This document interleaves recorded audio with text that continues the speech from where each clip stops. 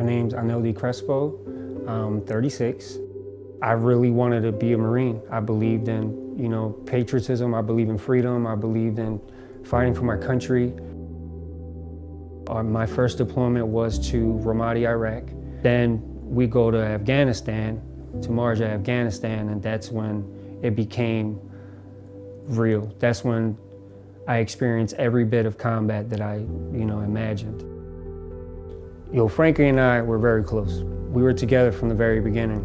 Spent a lot of time together, got to know each other really well, and we got really tight. And, once we found out we were going to Afghanistan and be in the same squad, like, that was everything. This was my bro, he was my guy. And this one day, I could just feel his energy was off. So I pulled him to the side and I asked him about it. I'm like, what's wrong with you, man? And he admitted he was afraid. I was just like, well, what the hell? You're in the front of the patrol. The danger area is always in the front. And he always felt like, man, if it's something dangerous, he's gonna do it, And that day I was just like, screw that noise, dude. You're scared.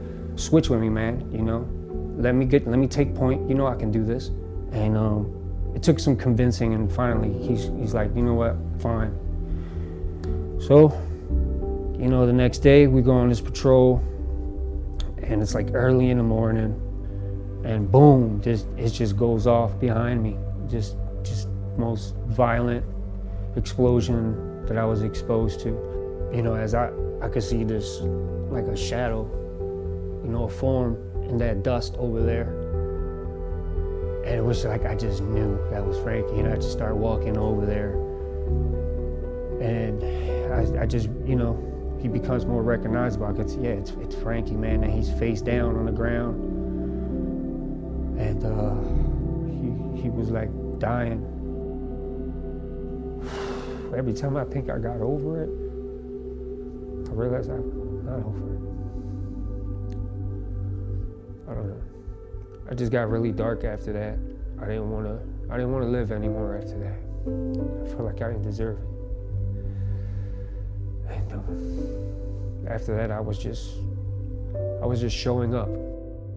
I've heard that psychedelics had a lot of medicinal value to them, especially, with PTSD, depression, suicide, ideation, and I check every one of those boxes. So I need help, and I figured this sounds like something very promising.